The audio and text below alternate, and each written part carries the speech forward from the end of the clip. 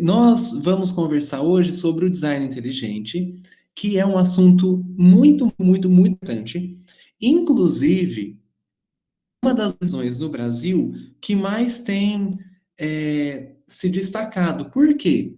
No Brasil, nós temos um instituto que está ligado a um professor da Unicamp que trabalha com a divulgação do design inteligente. E essa é uma abordagem que ficou muito famosa. Inclusive, teve livro que foi best-seller que expõe a visão do design inteligente. E aí é necessário entender o que é essa visão, entender em quais pontos ela tem um argumento sólido, em quais pontos ela tem argumentos que são passíveis de crítica. Como funcionará? A gente vai primeiro expor as origens históricas dessa visão, dessa interpretação, e depois a sua lógica interna, como é que ela funciona e como que ela constrói os seus argumentos. E aí, no finzinho, a gente apresenta algumas críticas que são feitas tanto por criacionistas quanto por evolucionistas materialistas ao design inteligente, né? E para a gente começar, qual é o texto base? O texto base é aquele do livro lá, A Origem, Gênesis, da ABC2, e o artigo em questão que trata sobre o design inteligente é o desse professor, que é olha só, ele é extremamente estiloso, isso deve ser destacado. Ele é doutor em filosofia da Universidade de Cambridge, trabalha num instituto que é o Discovery Institute, não corrija a pronúncia, e esse instituto tem fortes ligações com igrejas americanas. Então é interessante a gente perceber isso, ter essa consciência. Quem patrocina em grande medida a pesquisa que é feita neste instituto é a iniciativa privada, e é a iniciativa privada ligada a igrejas, tá? Isso é um ponto importante. Quando a gente trabalha com o design inteligente, existem algumas acusações a essa abordagem. Essa abordagem, ela é vista como pseudocientífica. Tem até uma autora, perdão, que ela propõe nos Estados Unidos uma discussão falando que o design inteligente é um cavalo de Troia na formação científica. Porque, segundo esta autora, o design inteligente, no fundo, é religião que tem alguns aspectos científicos, né? Então, assim, existem grandes acusações ao design inteligente. Do ponto de vista histórico, quando é que essa visão se forma? Essa visão se forma com esse nome, com essa aparência, na década de 1980. Mas é importante destacar que ela não surge do nada. Nós temos esboços da ideia do design inteligente que são muito anteriores à década de 80. É na década de 80 que ela explode, mas a sua proposta, em essência, já havia sido pensada um pouco antes. Por exemplo, ó, quando nós trabalhamos com Newton, Immanuel Kant, pessoas que fazem parte ali do que a gente chama de revolução científica, esses autores, esses pensadores já tinham uma ideia de que havia uma inteligência por trás da formatação do universo. A palavra que eles usavam não era design, mas havia esse conceito. O próprio São Tomás de Aquino, lá da filosofia escolástica, século XII, ele já trazia isso como um dos argumentos para comprovar a existência de Deus. Então, é importante destacar isso. O design inteligente não rompe uma sequência histórica de pensamento. Há uma linha de raciocínio que começa até mesmo ali na Idade Média, vem perpassando o desenvolvimento científico e que desemboca ali no design inteligente. Nomes que defendem essa abordagem são, por exemplo, os nomes de Newton, que é um nome significativo, né, da gente, puxa vida, Thomas Paine, William Paley, são grandes nomes que defendem essa ideia de que existe uma mente por trás do universo que formata todas as coisas. Por exemplo, também, para a gente se conectar aí nesse percurso histórico. Quando Darwin está lançando o seu livro, o Darwin ele tem alguns debates com a comunidade científica. E em um dos debates, um acadêmico lá de Londres, que é o Louis Agassiz, esse Lewis argumenta com Darwin que dentro do registro fóssil que existia até então, que existia naquela época, você não tinha um processo evolutivo claro, o que é explicado pela intervenção de um design que atuou sobre a criação. Então, a ideia de confrontar um darwinismo materialista ali, sem uma mente por trás, ela já está presente na própria origem da teoria darwinista. E um dos parceiros do Darwin, que ajudou inclusive a criar a proposta da seleção natural, que é o Alfred Russel Wallace, ele também parte do pressuposto de que o que nós vemos na natureza é fruto de um processo que envolve uma mente inteligente por trás. Só que qual é o ponto de mudança?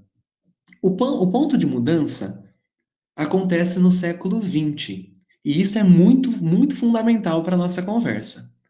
No século XX, o naturalismo materialista ele acaba tomando conta dos campos científicos. Então, por exemplo, no século XX, houveram 8 grandes batalhas judiciais lá nos Estados Unidos, onde professores, acadêmicos e mesmo pais de alunos de comunidades estudantis, eles entraram na justiça, lá na justiça americana, e na justiça americana fizeram um apelo para que não houvesse o ensino do criacionismo dentro das escolas públicas dos Estados Unidos. O que isso tem a ver com a nossa conversa? Todos esses 8 grandes embates judiciais aconteceram no século XX e o que é que eles revelam? Eles revelam uma transformação da mentalidade. No século XX, a mentalidade torna-se mais naturalista e materialista. Então, essa ideia de uma mente inteligente por trás do universo começa a ser abandonada. 1910, 1920, e ela vai sendo abandonada pouco a pouco, primeiro na Europa, depois nos Estados Unidos, até que nós temos em 1950 uma descoberta bastante interessante com relação ao DNA. O DNA ele foi é, pensado como aquela estrutura que tem as duas hastes, né, que formam aquele desenho bonito que a gente vai ver daqui a pouco, aquele helicoide.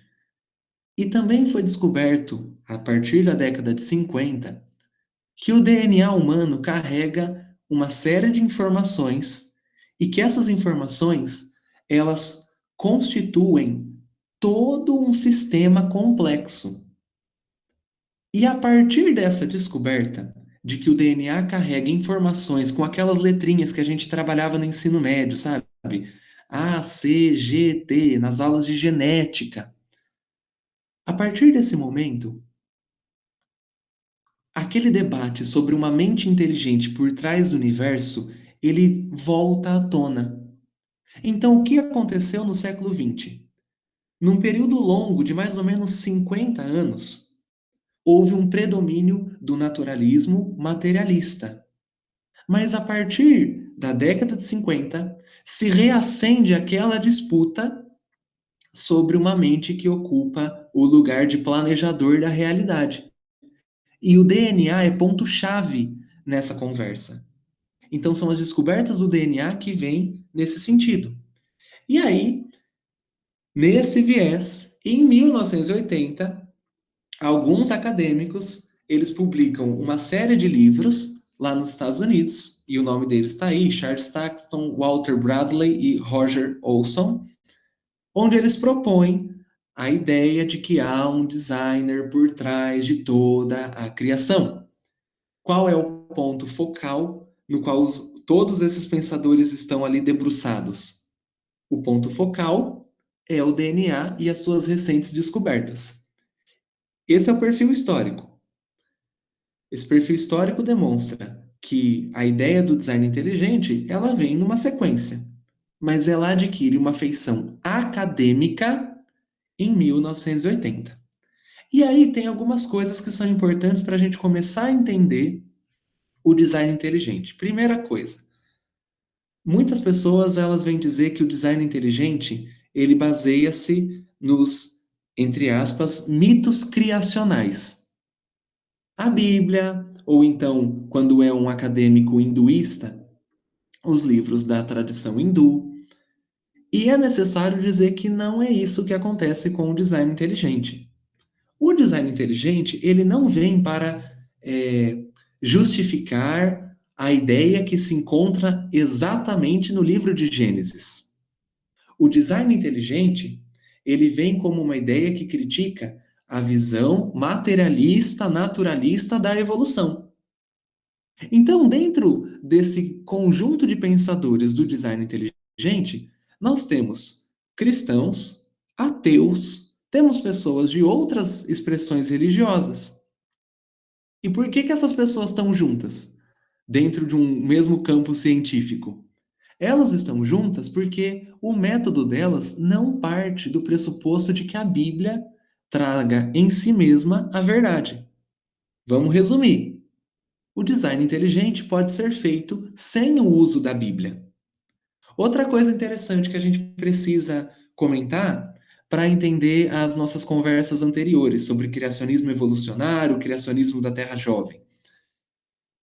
O design inteligente ele é contra a ideia de uma evolução?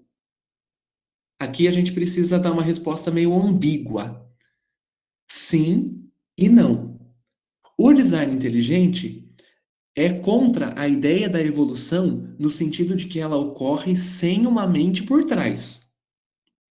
Mas existem autores do design inteligente que acreditam que houve uma evolução, mas que essa evolução teve uma intencionalidade que foi definida pelo designer, o designer do universo.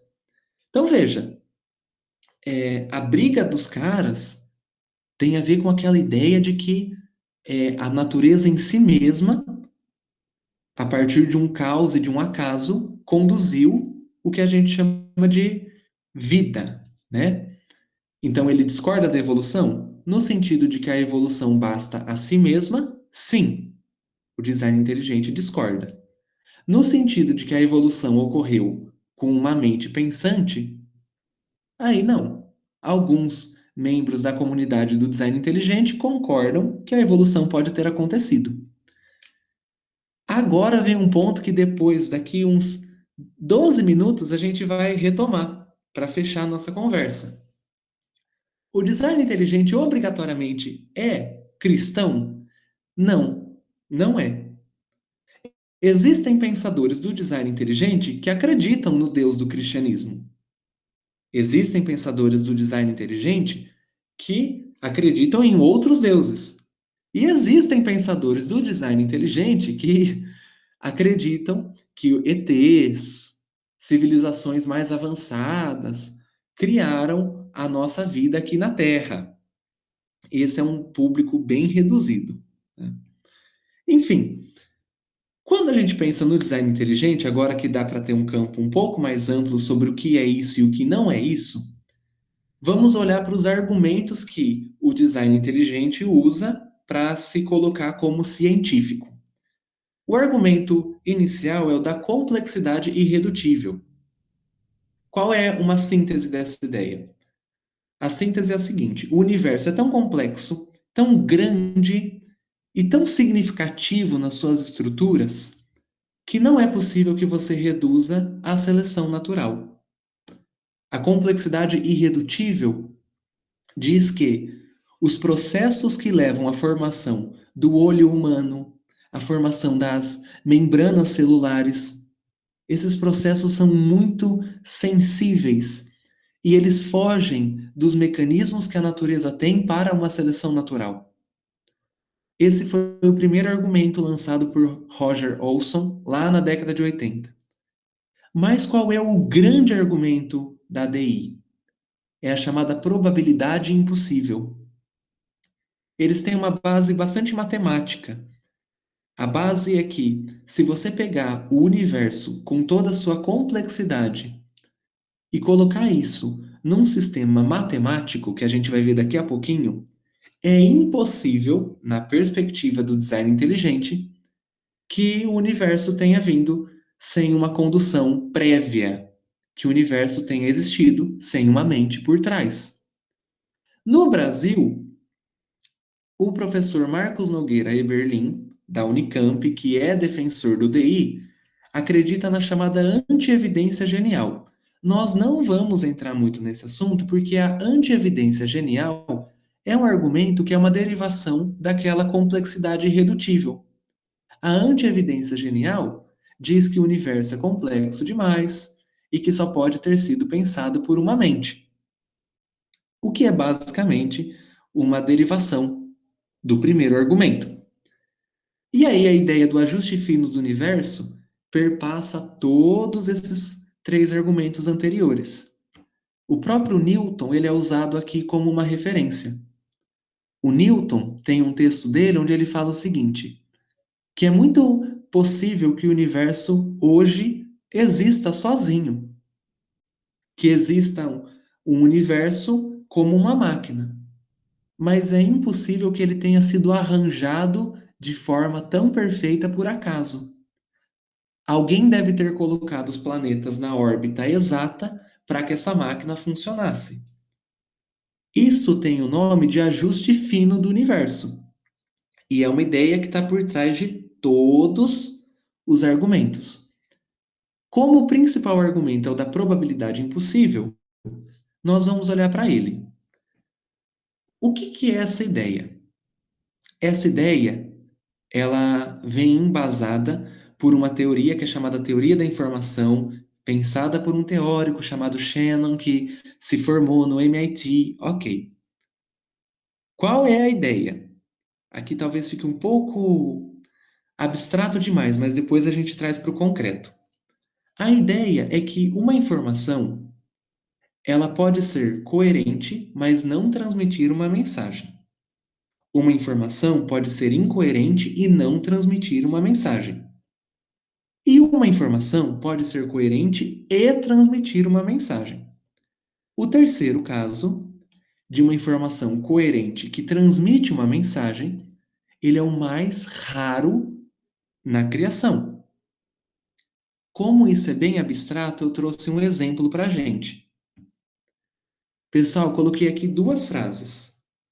A primeira frase, ela é coerente no sentido de que ela usa letras de um alfabeto que a gente conhece, mas ela não transmite informações.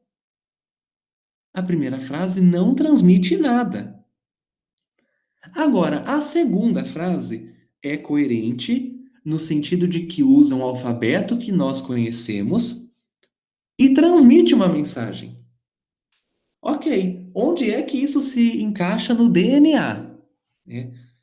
A ideia é a seguinte: o DNA, que é aquele ponto-chave na formação da teoria do design inteligente, o DNA, ele transmite informações de modo coerente. E essas informações transmitidas passam uma mensagem. Uma mensagem para o corpo, uma mensagem para a célula, uma mensagem de uma molécula para outra. Então veja, o DNA, ele é coerente e transmite uma mensagem. Essa é a chave do argumento do DI. E aí, esse DNA que transmite uma mensagem, ele não pode, segundo o pessoal do DI, ter se formado sozinho. Por exemplo, numa cadeia de aminoácidos que tem 150 aminoácidos, você pode combinar o DNA de vários jeitos. Na verdade, você pode combinar o DNA numa escala de 10 elevado a 195. Ali está elevado a 195 porque eu não tinha o conhecimento técnico para conseguir colocar daquele jeitinho os números pequenos. Enfim, veja só, uma cadeia de 150 aminoácidos não é muito grande, mas dentro dessa cadeia nós podemos ter combinações de um nível absurdo de possibilidades. Mas somente um jeito desse universo de possibilidades é coerente e transmite uma mensagem. Resumindo, desse universo de combinações, somente um tipo de combinação consegue formar a vida como a gente conhece. Então, qual é a chave aqui do negócio? A chave do negócio é que o nosso DNA é tão complexo e tão complexo que ele ter existido por acaso é impossível, profundamente improvável. Ainda mais quando nós comparamos isso com o número de seres vivos que já existiram ao longo do planeta. O artigo do livro que nós estamos usando como base, ele traz para nós uma informação interessante. Ao longo da história do planeta Terra, nós tivemos um total de seres vivos que é de 10 elevado a 40. 10 elevado a 40 é muito menor do que 10 elevado a 195. Vamos juntar essas duas informações. Se o número de seres vivos é muito menor do que o número de possibilidades do DNA se arranjar, então você não teve espaço e não teve chance de testar todas as possíveis combinações. O número de combinações é tão alto que, comparado ao número de seres vivos que já apareceram no planeta Terra, é impossível que tudo isso seja testado. O ajuste é tão fino e tão preciso que pensar que não existe uma mente por trás chega a ser uma crença de que foi possível encontrar uma agulha num palheiro cósmico, né? E aí tem um outro problema. O DI, design inteligente, ele é muito criticado, mas ele também critica. O DI critica a lógica que o evolucionismo naturalista adota. O evolucionismo naturalista adota uma lógica que tem um nome chique, lógica abdutiva. Qual que é uma síntese dessa ideia? A síntese é que você pode olhar para o presente para entender o passado. Então, partimos da nossa evidência atual para entender o processo formativo. O DI acha que esse processo é extremamente artificial. Porque dentro de uma evidência do presente, eu posso ter várias explicações num passado possível. Muito abstrato, vamos para um exemplo. Eu vejo, por exemplo, que a Ana, ela está passando mal. Aí eu olho para o meu contexto. A Ana está passando mal, estamos numa pandemia. Ana está com Covid. Eu parto da evidência presente para explicar o que pode ter acontecido. Mas pode não ser Covid. Pode ser uma outra doença, pode ser uma indisposição, pode ser que ela tenha um aquecedor na casa dela que aumentou a temperatura dela, sei lá. Existem várias possibilidades que explicam uma mesma realidade. Para o pessoal do DI, quando os darwinistas naturalistas vão explicar a ideia da evolução, eles usam essa lógica. Observar uma realidade presente e entender o passado por trás delas. Mas esse passado, ele é muito hipotético. Pode não ter sido deste jeito. E aí, para a gente fechar, o DI, ele critica, né, a lógica do darwinismo evolucionista, mas ele também é criticado. Ele é criticado por cristãos e por não cristãos. Do ponto de vista dos cristãos, quais são os problemas do DI? Muitos autores cristãos criticam o DI porque ele se aproxima mais de uma fé genérica do que da fé cristã. É possível que budistas, hinduístas, kardecistas sejam ligados ao DI e não tenham um confronto com o evangelho. O DI não prova a existência de Deus. O DI não tenta provar a existência de Deus. E o DI se afasta da ideia de um Deus judaico-cristã, porque essa não é a base, segundo os críticos do DI, dessa teoria. É possível, inclusive, que você seja do DI e não faça nenhuma referência a Gênesis. E qual é a grande crítica também, que eu acho ela muito interessante? O DI não está inserido na história da redenção. Tem até aquele autor lá do livro, de um dos capítulos do livro que nós lemos, o Ross, ele faz uma crítica muito interessante. Ele fala o seguinte: muitos ateus concordam com o DI, mas nenhum passou a pensar em Jesus Cristo por concordar com essa teoria. Então, para alguns críticos cristãos, o DI pode ser uma ferramenta interessante, mas não é uma boa ferramenta apologética e não é uma boa ferramenta evangelística.